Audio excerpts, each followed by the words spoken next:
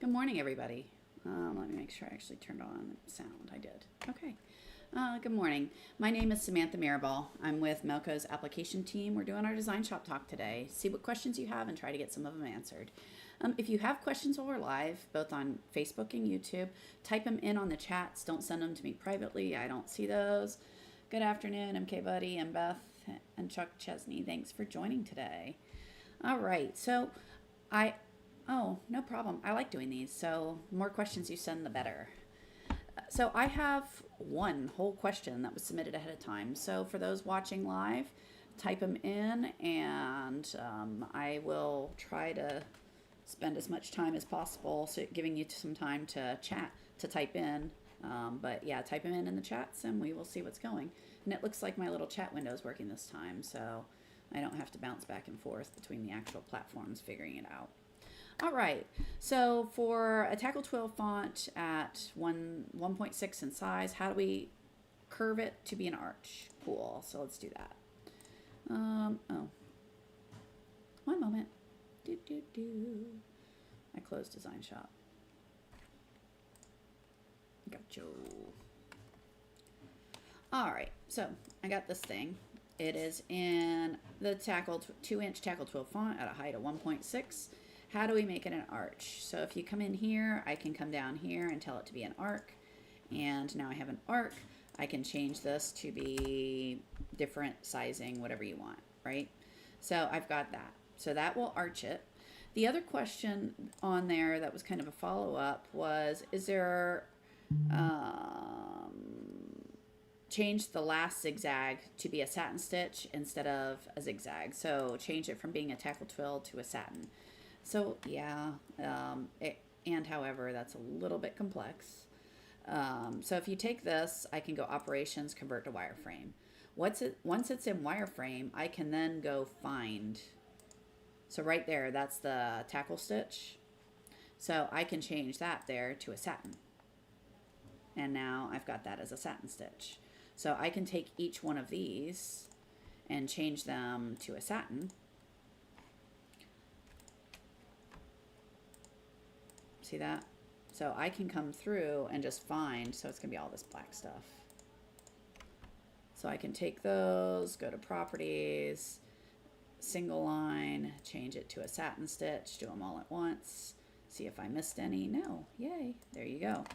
So now I have those as satin stitches. If you want the original tackle done, you would do the same thing. So I assume you want that one to be tackle and you want this last one to be satin. I don't know, but yeah, you can do that and change them all over. So if you want them all, then you go through and select the red, right? So I go pick all this red stuff. How I'm doing that is holding the control key down and clicking on these. Hi Patrick, thanks for joining today.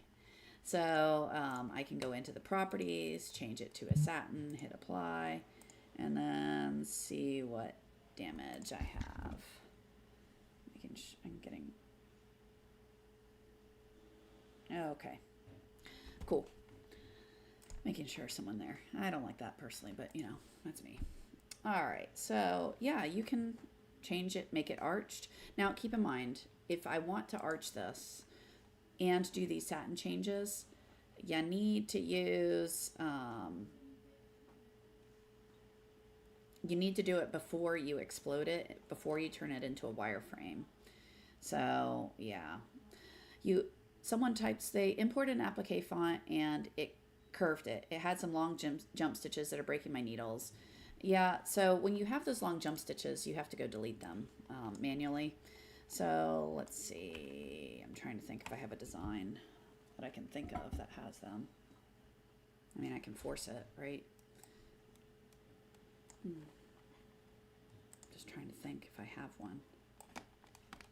Micro Chenille, I see you. I will come back to that in a minute.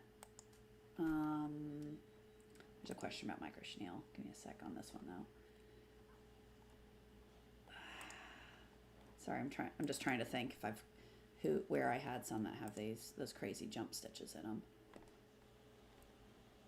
Maybe here. Yeah, there's some. Yeah, so this one has some. Okay, see that gray jump stitch in there? So when you have, I don't even know what this file is. What is this? I don't know. It doesn't matter. All right, so I've got a jump stitch in here, right? So first is to find it. So it's right there. All right, so if I select on it, go into that editing mode, you can see there's the point right there. All right, so let's say this is all one object. It's not in this case, so I can just delete that point and it will go away. But let's pretend that wasn't the case, that for whatever reason, this was connected to something else. So here, I'm going to add some stitches. Wireframe editing, coming. Expanded points.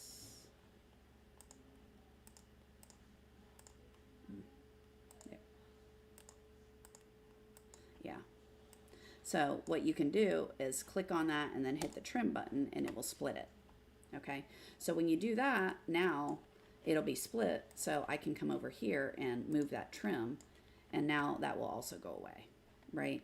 I don't want to do that because I just split it from that one point, but those are the two techniques you have. You can go add a point on that jump stitch and then split it.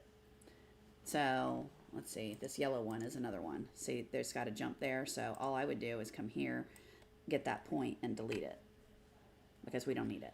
We don't need one random stitch over here to then jump over here and break stuff. What's the max length of a jump stitch before it becomes a problem? I don't know, 135? I tend to use, if I'm going to do large travel stitches that I'm going to rip out, I tend to use 45 points, 60 points max, and just do a running stitch with 60 points because then I can snip it and it pops out really quick. So I think 130 is the number. Honestly, I don't remember. I just don't like the long jump stitches, so I delete them all. All right.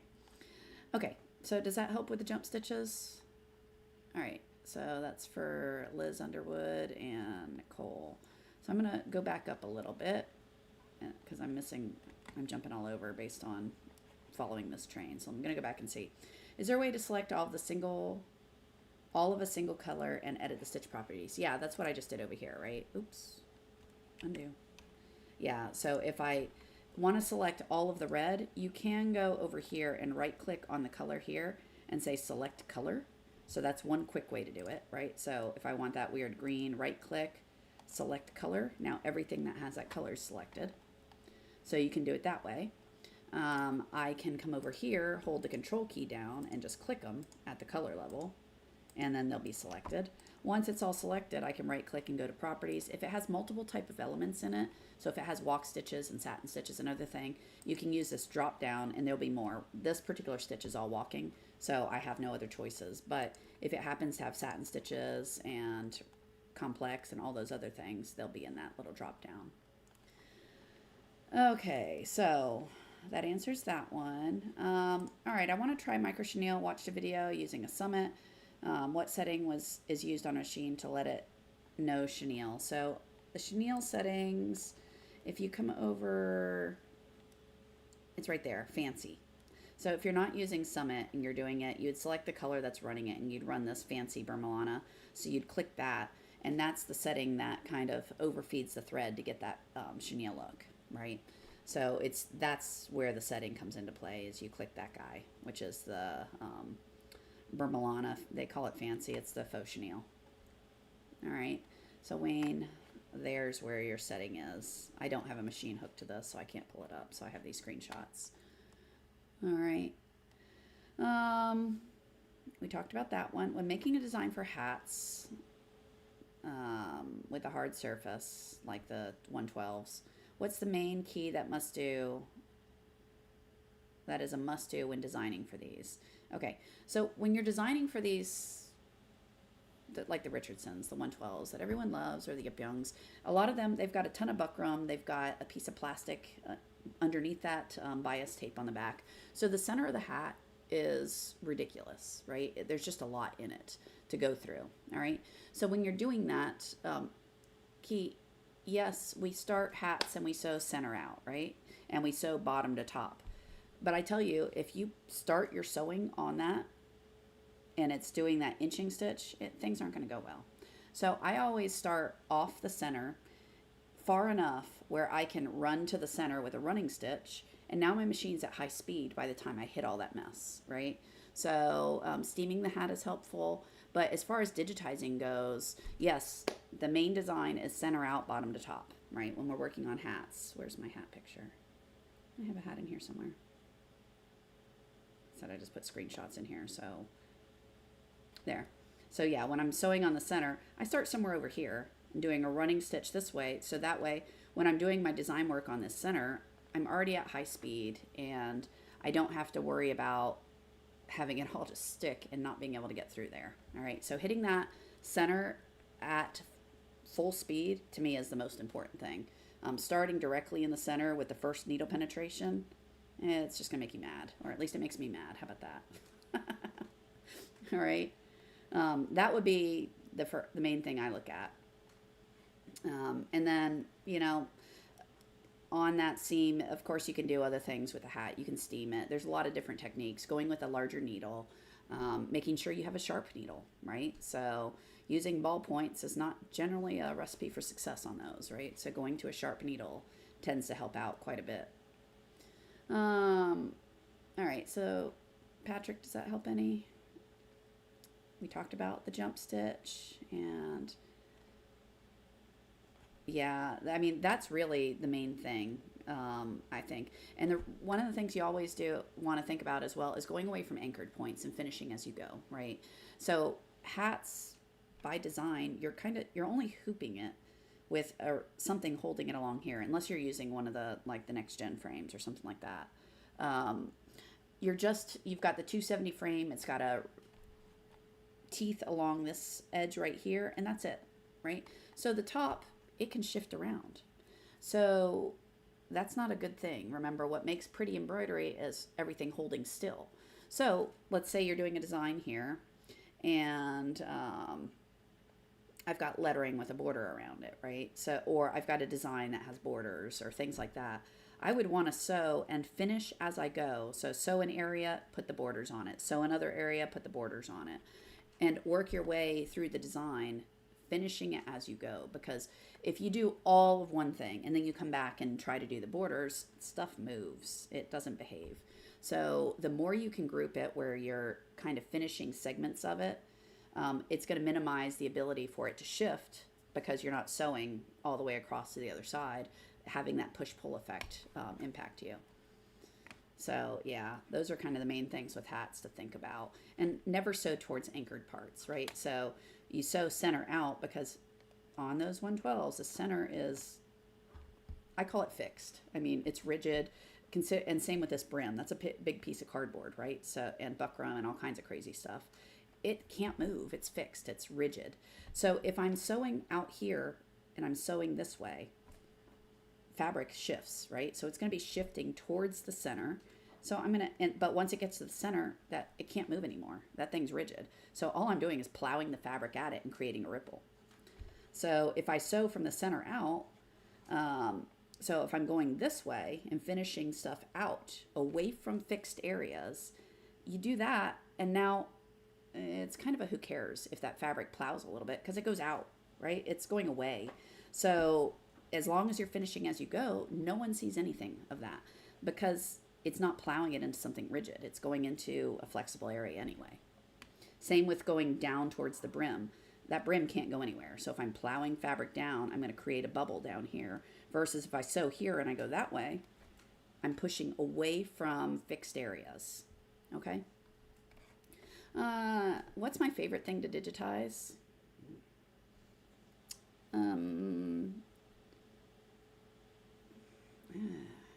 So I don't like, I don't like corporate logos much. I do a lot of them, but I don't enjoy them because it's copying someone else's stuff. I like being creative, right? So anything that I can put texture onto or put my own spin on or create from scratch, that's my entertainment, right?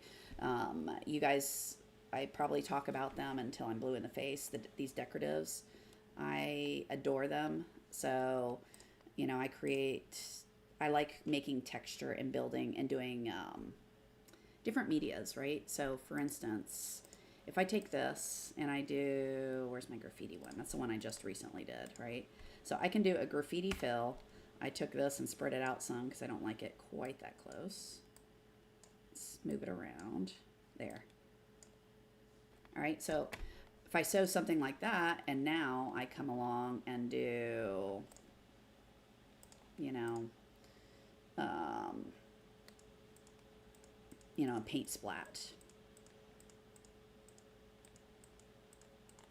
whatever. This type of stuff is what's fun for me. So doing these, like, interesting different design. That looks like a dinosaur. Anyway, but doing things and building and layering it up and doing tone on tone because it's pretty unique. What version am I using? I'm using 12. I'm using the latest one. So, oops. So this is Control Home. Where is About? About. Yeah, so I'm using 12. But yeah, anything that I can be creative on is where I have fun of trying to figure out how to do stuff a little bit different and add my own spin to it, adding textures to fills, those sorts of things. To me, that's the fun of it. Because, you know, just copying other people's art, it's something to do, right? And I can still make that fun, right? So even when doing a corporate logo,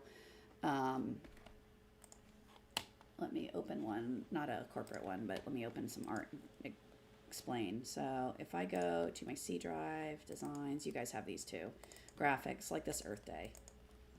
All right, so this thing can be digitized lots of ways, right?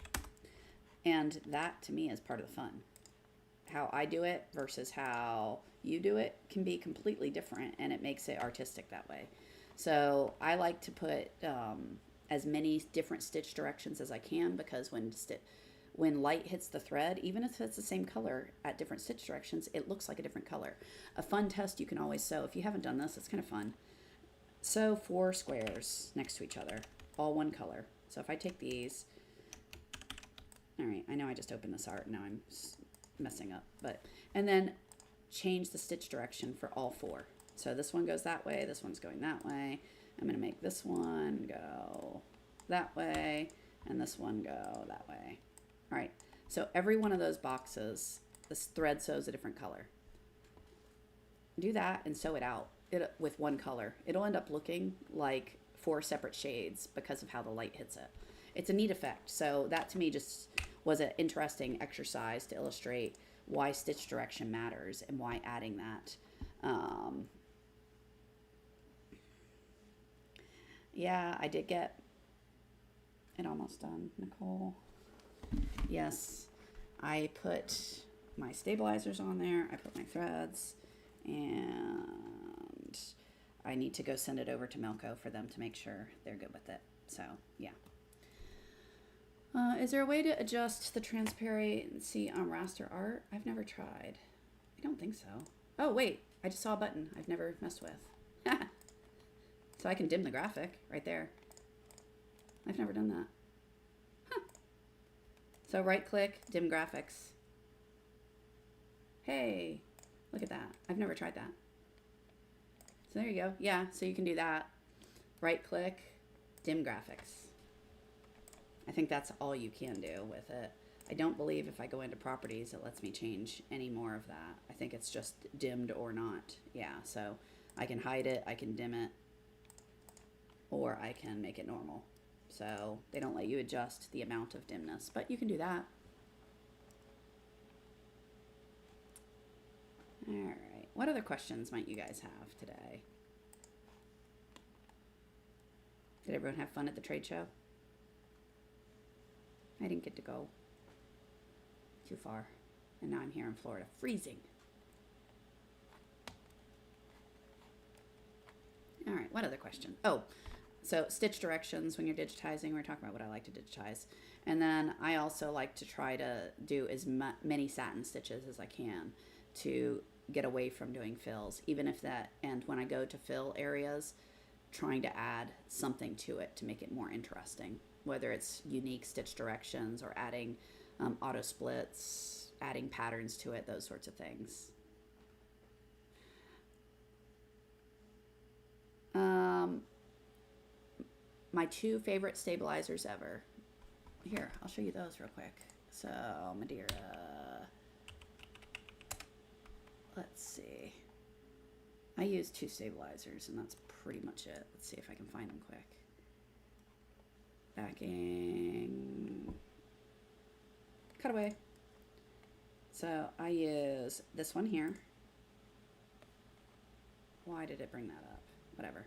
So, the 3.1 ounce. I love this stuff. So, that 3.1 ounce, that stuff is fabulous. I use it a lot. I use it for everything. I love it. So the 3.1 ounce, and then I use the 2.5 ounce. So this one. So those are the only two I use. The 2.5 is when I'm doing things that are, oh, I take that back. I use 3. So those are my two cutaways that are my favorite, unless I'm doing performance wear. In performance wear, I'll use the Cut Performance. Where is it? Is that it? The Weblon. That's the older one. And then they have another one, Cut Performance, this. So Weblon and Cut Performance, I like them equally. I don't really care which. They're both good. So those are kind of my favorite stabilizers for all things. And I honestly don't use any other cutaways. So I use the Cut Performance or the Weblon. Either of those, I like them both. So it doesn't matter to me. For performance wear shirts or lightweight things. And then I use the 3.1 ounce on everything else. Usually 2 layers of it. Yeah. So those are my favorites. There's another question typed in. Oh, goodness. My doggy. All right, let's see. Can you show how to set up a text box to be specific length before we start adding fonts? Okay. Text. Can you? Yeah, I think you can. So text box right here. Okay, so let's do that. Right click. Actually, I don't think I've tried it this way. I usually draw a box and then modify it. And then I go text box. Let's see if this works. 3 by 3. Enable word wrap. I don't know. I'm just making up stuff here. Apply. Click. Yeah, so it did it.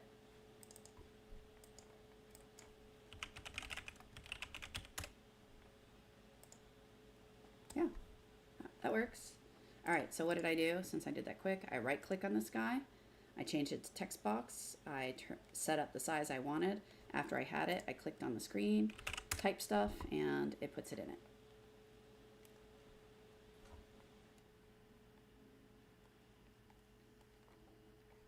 Okay.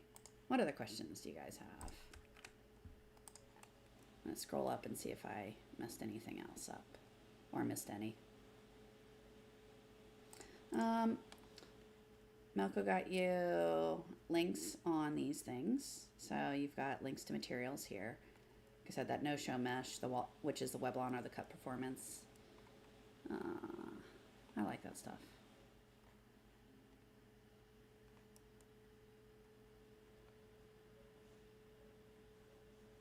Yep, cool. All right, Margaret, yay. I like showing people new stuff. What else do you guys have? So another thing you can always do, so I haven't shown this in a while. So if, let's say, for whatever reason, you're always changing one setting, whether it's be density, pull compensation, something. You're always editing it, every file. That is, start thinking about that. And if you're doing it on every single thing you digitize, then maybe that should be a new setting in your defaults. All right. So when you're doing, if you want to modify your defaults settings, I always start from a brand new file. So that's why I closed all this crap so that I can say new, because now whatever is set up here has current defaults. All right. So from current defaults, I can right click on whatever thing I want. So if it's lettering, and let's say I want to go add pull compensation to all things. So I want to add 1 point. I can apply that, but then right here, I can click this, save current settings to default, save to defaults permanently. Okay. And now everything will have 1 point, right? So that. If it's density, let's say you don't like auto density and you always want that to be this for whatever reason on this particular item, you can go save that to defaults. I like auto, so I'm going to leave it alone. But those are the sorts of things you can do to overwrite your defaults and make them now custom to what you're always doing, right? My favorite productivity tip. So, well, let's see. I set up these styles, right, to things I like. So I've got this one, which this particular style changes my pull compensation. It changes my tie-in and tie-outs. It changes my densities to stuff I like, right? So I put that, I set these styles up so that I don't have to keep on going and changing all my trim settings. I don't have to keep changing what my underlays are, what my, what all this stuff is. I can just apply a style and be done with it. So the reason I always create that, yes, I can create defaults, but let's say I open up an old file, right? And I've changed, and now I like new things, right? I like things different now than I did 10 years ago. I've just learned more and my style has changed, right? Of things that I like. So having this style set up, I can open up an old file and apply current settings of things I like now without having to go and click through everything and try to remember them all. Yes, I remember them all, but I can do it once and not have to think about it, right? And then just apply it to the item and move along. And now I know it's updated to my current standard, if you will. So I like that. Paying attention to trims. I have, just before this thing, I was working on a design that I'm going to have to do 1,000 patches by Wednesday. So that's 1,000 patches. I have to pay close attention to trims because if I can save a minute of sew time, that's 1,000 minutes less of sewing I'm doing. All right. So when you have one machine, often we get into a habit of just digitizing and going, it sews, it takes 15 minutes, we're happy. But it could have taken 13 minutes had we optimized it. Does it matter for that particular sew out? No.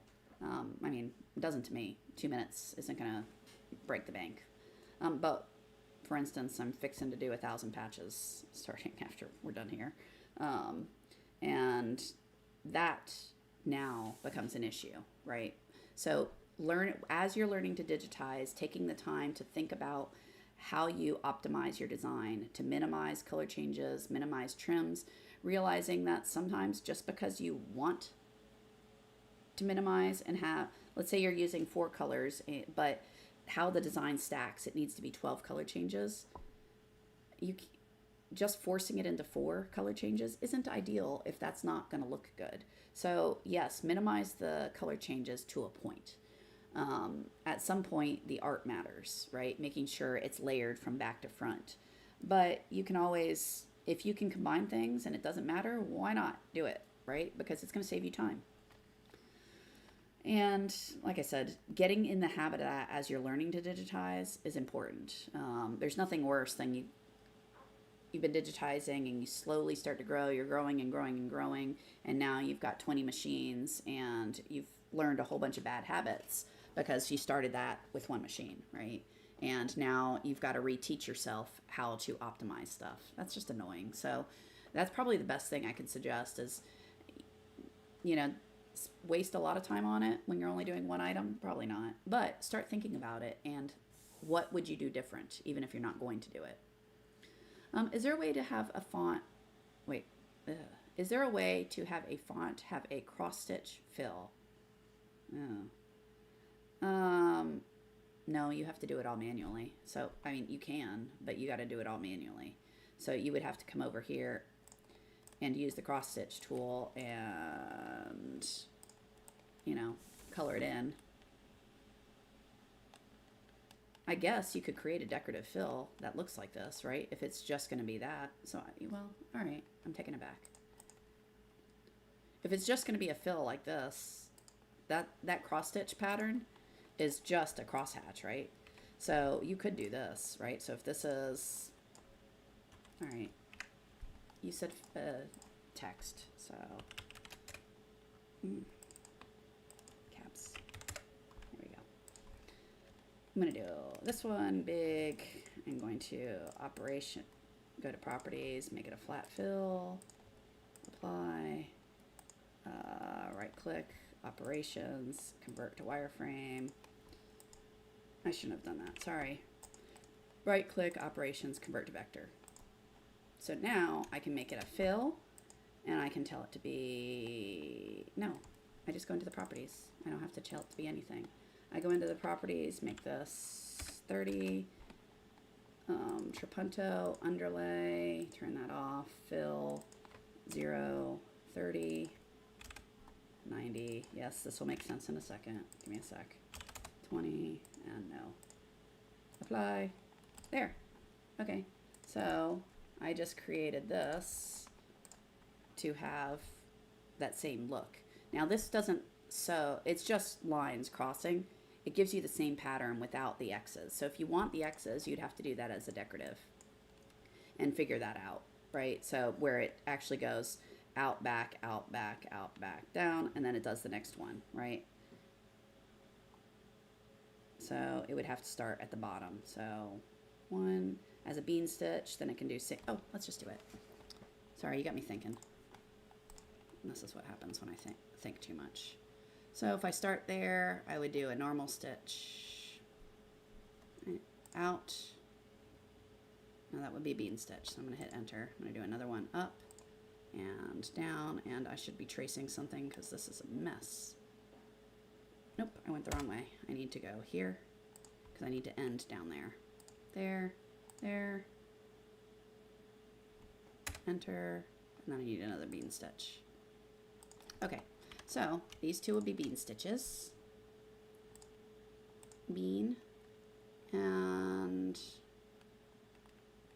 yeah, and then these, that would be 2 pieces of thread, 2 pieces of thread, 3 there. So it's all plus or minus 1.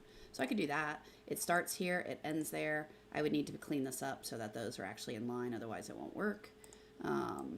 But if I actually had this match a grid, I guess I could have turned on the grid and made it clean. Then I can select these guys, go operation, nope, save custom shape, test, decorative, okay, yeah, replace it. So I can see decorative if it even looks right. It's not going to look completely right because of how I did that. But yeah, so you can see because it's there, it's overlapping. But that'll sew out as X's, and I can apply that to a fill as well. All right, that's a stupid big X, but you get the idea. So Rachel, does that help any? So I would probably just do it either as the straight crosshatch, which gives you the look, but it doesn't have the needle penetrations, right? It's just a crosshatch. It's more like a primer stitch. But you can take this, find the size you want for your cross stitch, create your one decorative, save it, clean it up so it's not a mess like this, and just make sure your start and stop are on the same point, and you're good to go. Any tips on making patches? All right, so patches, there's a bunch of ways to do it, right? I actually am gonna show the girls helping me to make these a way to, with design resets, it's just for production purposes, where you run a design, you can't just to do the placement stitch and sew the fabric down, and then you pop it off, reset the design, and put a second hoop in, and do that same thing. So when you get to the spot where the fabric's sewn off, you pull that hoop off. I can take it over here and trim while I shove the one that's already trimmed back on and hit go. Then I can come over here, trim it, and now I'm just constantly replacing designs as I go. So it's a productivity of just doing production runs. Anyway, I got to show them how to do that. But anyway, so patches, you can sew the design out. Let's say there's a bunch of ways. I think Milko has them here. Let's see. There's some bunch of videos. There's this technique that they show here where you sew the design out first, just on fabric or whatever you're going to do it on. You cut it out by hand, and then you use a vinyl like a 12 gauge vinyl. You can use painter's plastic, a 6 mil painter's plastic, a few layers of that, things like that. And you sew a really basic patch, lay the fabric down, and do the satin border, poke it out, and you're done. All right, so that allows you to, you know, have this pre-cut, just lay it down and sew it. So you've got that, or you can build it in place, right? So instead of hooping your fabric here and doing this, you would have the fabric sitting on top of the hoop. Grab yourself some of those double curved scissors or a modified seam ripper, and the fabric would be on top of the hoop. So I would just come, you know, cut around there, put the hoop back on the machine, and go straight into my satin stitches. You know, it's how you do it. It's 100% personal preference. I build them all in the hoop personally. So I will do things like this. So let's say I'm doing a circle. All right, so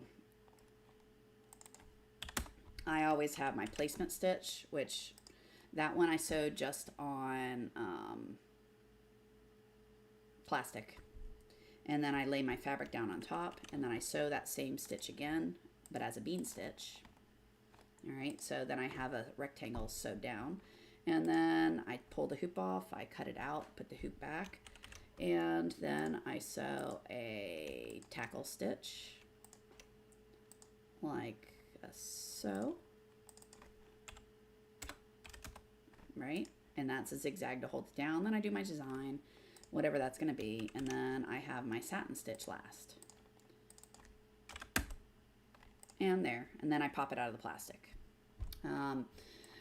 Doing multiple patches in one hoop, you just got to be careful with the design. So I tend to only do at max 2 or so at a time, and I finish them as I go in one hoop and keep moving it around if I'm using a really big hoop, because of that, the fact that stuff moves around. So it's really annoying when you sew a whole bunch of stuff and then you come back and do the borders and nothing's lining up right, or it lines up perfect in one area but not in another area. It annoys me. So I prefer to do 1 to 2 patches at a time and then continue on. So if I can still do one file, right? But I digitize it, so rather than just copying it and moving all the steps, so all the placement stitches, all the tack downs, and grouping them all together, I'll group 2 and then 2 and then 2 and then 2 and then 2. So it's finishing as it goes. So it's still one file with, 16 patches in it, but it does a few at a time and finishes them as it goes. Like I said, there is a way I really like doing patches for production. So if you're doing, let's just say 1, and I've got 3 hoops hooped with plastic, I'll run this first stitch and the second stitch, pop it out, cancel the whole design, put the next hoop in. So now I've just got a circle sewn down. I take my next hoop, throw it in, and run this, and now it's time to do my tackle and then the design, right? So as I pull this hoop off to cut, I take the one I already cut, shove it on the machine, and hit go. All right.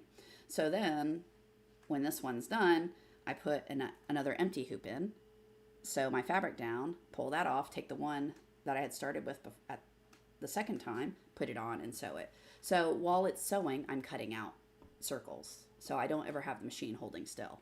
So that's my heavy preference for doing multiples, because the trimming takes a little bit, but my machines can keep sewing. So I saw that on YouTube a long time ago at a production facility. They were recording it. I don't even know where the video is, but it was done overseas, and I was like, light bulb moment. So what other questions do you have?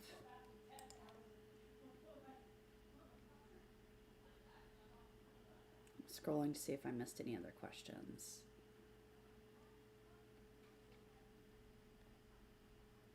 Looks like I didn't skip any, so cool. Can you add machine stops to the file rather than doing that in the OS? I don't know. Let's see. Tools, Melco settings, color sequence. Hold. So I think you can do it here. So if I do color sequence, you can set it up here. And then when you go load it on the machine, I don't do this, I just do it on the machine, but I'm fairly sure this works. So I'm looking for the screen to show you. Sorry for making everyone dizzy here. Right here. So that one is load settings from file. So when you load the file, you can then click on that button and it will load whatever settings you have set up in the file to the machine, or to the software into the machine. So yeah, you can go over here, color sequence, set it up, save it to the file, and then you can do there. I think that works. I just set it up and run it directly on the machine, but I do use that button for when I'm a tech and doing some of the test designs. I load the settings that way, because then I don't have to add all the weird stuff that I like when testing. Will it do it in the simplified version? I don't know. I don't have it here to look for that setting. Most of what's available in the in advanced is available somewhere in the advanced, in the simplified version. Let me go look and see if I can find it. I honestly don't know. So let's see, simplified, advanced user interface. I'm pulling up the manual because I don't have a machine here to be able to look for it.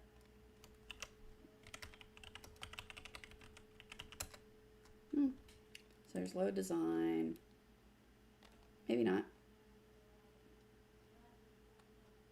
I'll have to find out for you. I don't honestly know. It doesn't show up in the manual here, so it may not be a feature in the simplified. Not many people use it. I do know that. It's very rare for people to use this stuff. Very.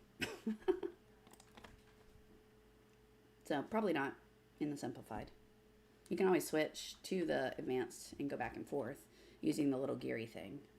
The geary thing, that's super technical. Oh, you learned on the simplified. Yeah, so I go back and forth between them both.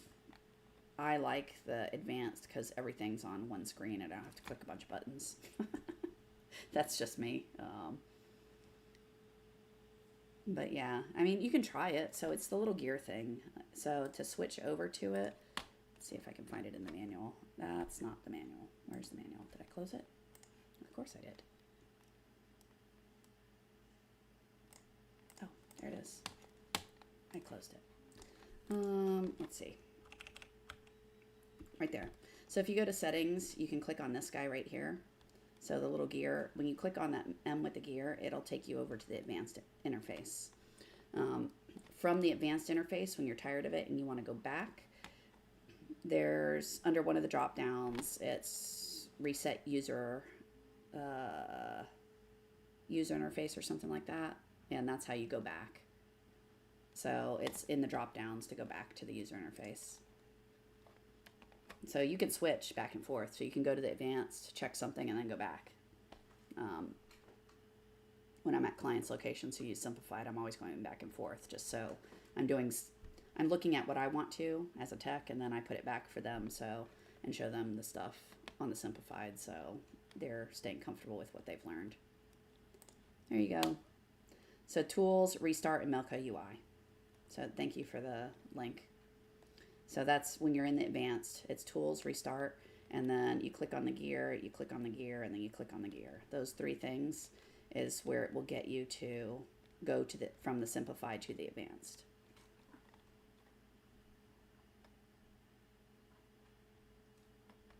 All right. Yeah, I mean, you could just go to the one, check that setting, and then go back. I mean, it's really quick to switch. All right, any other questions before we call it a day?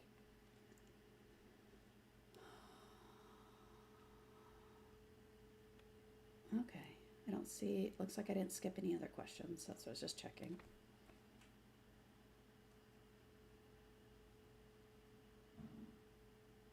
All right, well, don't forget, if you go to Melco, Melco-service. You click on this FAQ. You click on Design Shop, and then right here, episodes and stuff. The form is right here where you can go type in whatever questions you might have to get them answered. I'm having issues with false bobbin breaks. Is there an easy way to clean around the board in case there's oil on there? If there's oil on there, the board might be short. Might have been shorted. I mean, electronics and oil don't tend to go well. I have a current machine that I've been traveling to work on that the entire machine's covered in oil. I've never seen so much oil. It's impressive. So I'm just taking stuff apart and cleaning it and putting it back together with the electronics and other stuff.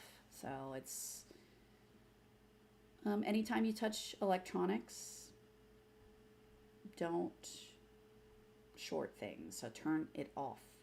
Make sure you're grounded, and preferably don't touch the electronics. Clean around it, but don't touch it. But if you're going to touch it, make sure power is off so that you're not accidentally shorting pins and things like that. Quick question, not about Design Shop. When I'm sewing on a hat on the summit and my bobbin breaks, so I have to take the cap off, what's the best way to do it when the hat is close to or rubbing the needle case? It's happened twice, and I've messed up the hat because I thought it... sorry, it's bouncing, so I lost my... all right, so when you take the hat off, so a few things with the hat, if it's rubbing, things you can do to minimize that. So painter's tape, you can put that across the brim, and that way you're not scuffing the hat. I actually took denim from some old jeans, and I just traced a hat and made a sleeve that I slide over the end of the hat and over the brim, and that way if it rubs, so what? It's rubbing on my denim. It's not rubbing on my hat. So, yeah, that's what I've done. When you take it off, loosen it, turn it, pop it off, do the same thing. I don't know.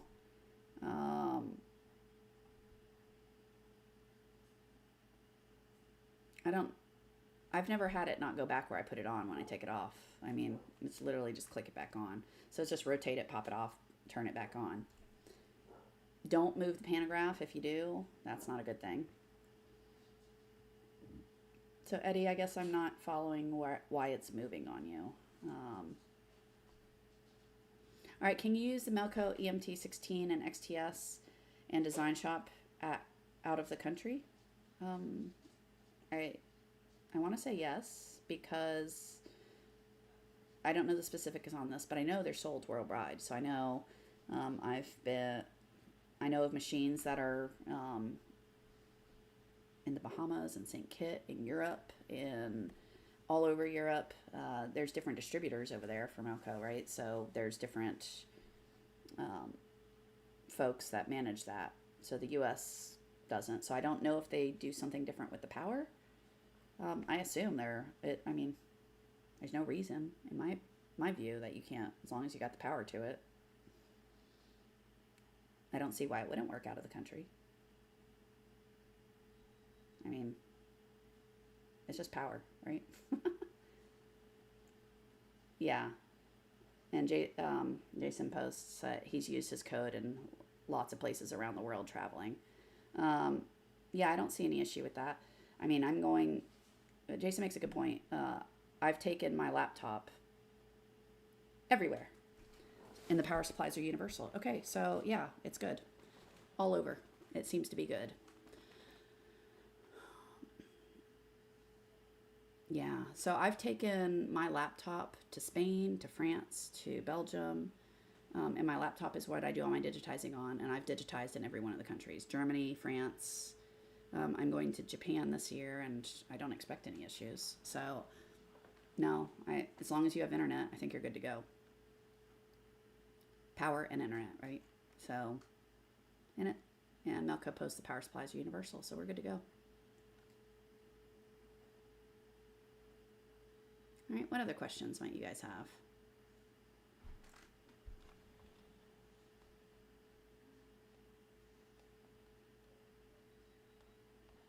on in case someone's typing and I don't just turn it off. Yeah, no problem. All right, everyone. Let's see. Let me look at my calendar to make sure nothing crazy is next week. I don't think. Do you have to have internet with DS12? No. Well, yes. Yes and no. Do you have to have...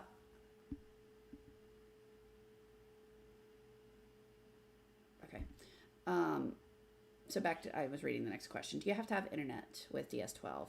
So yes and no. You have to have internet to activate the security, but then it's good for, I think, 90 days. I don't know, it might be 30 days, but I think it's 90 days. And then it will have to reconnect and verify activation. Let's see. Yeah. So every 90 days, it's going to have to go and reconnect to reactivate. Okay, so to make sure that, yeah, you're allowed to, this is your license. So do you need to be connected? No. Does it need internet? Yes, but just to go say, yes, here, the license good. Now you have 90 days, and then you'll need it. So I go into schools quite often that don't have the machines on internet regularly. So they keep them completely offline and just go and connect it separately through a hotspot once every few months. So you had to take the hat off because you couldn't get to the bobbin. When I put it back on, it didn't keep going from where it left off. So it should have. So when you take the hat off, if you use the pantograph, then that could be a problem. There is a key command. Let's see if I can find it. To return to previous stitch. It's right, left, or left, right. It's one of those. Let's see. And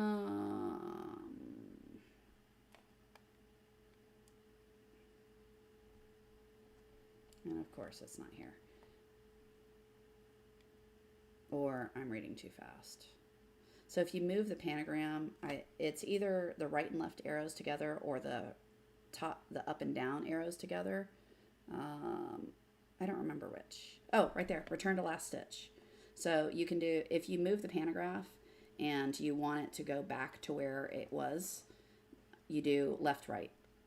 If you move the pantograph, so you use the hoop and the arrow buttons, and you want it to stay wherever you moved it, you would do the up, down arrow. All right, so this puts it back to where it last was. And where can you find these? Screenshot it? I don't know. Melko, are these listed somewhere? I don't know if they're in the manual. I don't know. I'll have to look through the manual and see if they're there. I've used these for a long time, so I just put them in here. But yeah, there they are. So left, right, and then up, down. Keypad functions. Let's see. Hey, there you go. Oh, they gave you all of them, including ones that... I'd love to see people do that sort of stuff. Don't do that. Anyway, they give you all the things here. That's cool. Including tech functions. That's why I was giggling, because some of these, I wouldn't suggest anyone use them. But, if you want, there they are. All right. Cool. So, yeah, that's keypad functions. You can find that on Shop Melco. So, if you just search under the... If you don't... someone told me once that these links don't stay after the talk. So, if you see it, you can always go to the Melco service site, click on that FAQ, type in keypad functions, and then there they are. Cool. All right. Thank you. Whoever's doing links today, Dan or and company, thank you. All right. Any other questions? Before me and my neon pink shirt call it a day and go make... Looks like they're set up for my 1,000 patches, so I gotta go show them how to do it. So, maybe I'll set up a camera and record it on like the slow-mo or the high-speed thing. But yeah, Okay. All right. Well, I guess those are all the questions I have. We managed to take one question and turn it into an hour again. I like it. Thanks for joining live. If you have questions, be sure to type them in, submit them anytime. That way they'll be there even if you can't join live. They're there, right? So take advantage of that. Gives me something to talk about. Talking to myself is sometimes weird. And Nicole says the links and stuff do show up. They're just a little bit awkward to get to at times. So, all right. Sweet. You guys have a great weekend. I will be back. Oh, that's what I was looking at. When I got distracted. I was looking at next week. Make sure I didn't have anything crazy. Nope, we're good. So next Thursday, I will be here. All right. Until then, have fun sewing. Let us know what you want to learn. Type them in on this little form. And if I need to make examples or if you have files you want me to look at, you can submit them there. All right. Until then, have some fun sewing, and I will talk to you next time. Bye, everyone.